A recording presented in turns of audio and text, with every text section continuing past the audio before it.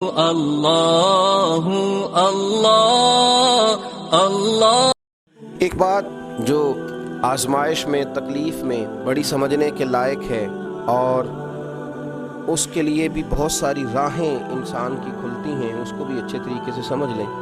کئی دفعہ زندگی میں ایسا ہوتا ہے کہ انسان پر مشکلات آتی ہیں تو وہ کوئی سبب اختیار کرتا ہے، کوئی تدبیر کرتا ہے تو اللہ اس کے لیے آسانی فرما دیتا ہے۔ بیمار ہونے والے نے دوا استعمال کی، مناسب پرہیز کیا، اللہ نے شفا عطا فرما دی۔ کسی جگہ کسی منزل پر سفر کرنے والے کسی شخص نے گاڑی حاصل کر لی، صحیح رستے کا آغاز کیا اور وقت پر سفر شروع کیا تو اس کی منزل آ گئی۔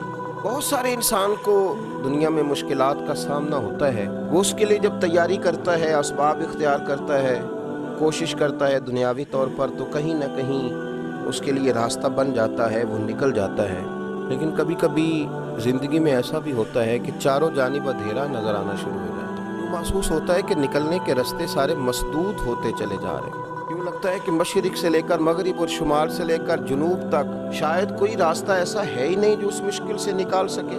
بڑے بڑے ذی شعور، عقل و فہم والے اور علم و فن والے لوگ سر پکڑ کے بیٹھ جاتے ہیں، اور جب وہ پوری طرح سے تھک جائیں اور جب لوگوں کے علوم، فنون، گفتگو، لب و لہجہ، عقل، دانش، ٹیکنالوجی، سائنس، طاقتیں، قوتیں، اسلحہ، ہر چیز جواب دے جائے تو کیا مسلمان بھی خاموش ہو جائے؟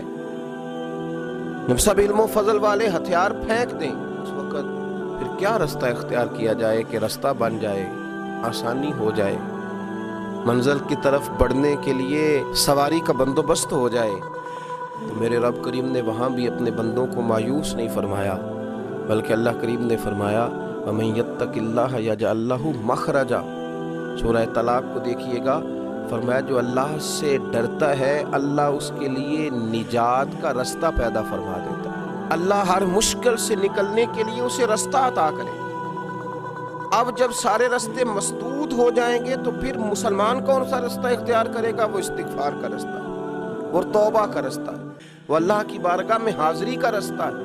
وہ پھر اس کے حضور عرض کرے گا کہ مالک ہم تو تھک گئے، پر تجھے نہ نیند آتی ہے نہ اونگ آتی ہے، تو رحمت فرما۔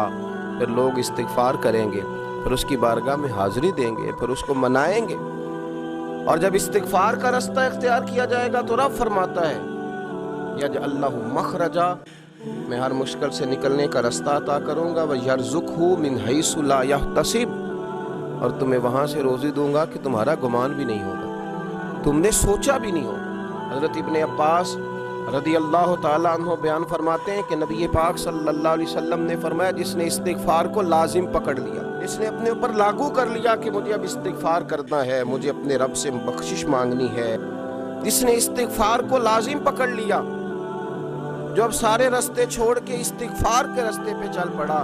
مسند امام احمد بن حنبل میں یہ حدیث موجود ہے، فرمایا جس نے استغفار کا رستہ اختیار کیا اللہ تبارک و تعالی اس کو 3 نعمتیں عطا فرمائے گا۔ یا رسول اللہ صلی اللہ علیہ وسلم کون سی؟ تو حضور نے فرمایا اللہ ہر فکر سے کشادگی پیدا کر دے گا، اس کی جو بہت ساری فکریں ہوں گی، سوچیں ہوں گی، ان سوچوں کو کھول دے گا، اس کے لیے آسانیاں پیدا کر دے گا۔ اس کا یہ معنی بھی کریں کہ اللہ ایسے رستے بنائے گا، ایسے رستے اسے سجھائے گا، اس کے ذہن میں ایسی چیزیں لائے گا جس سے اس مشکل سے نکلنے کے لیے اس کے لیے رستہ بن جائے گا۔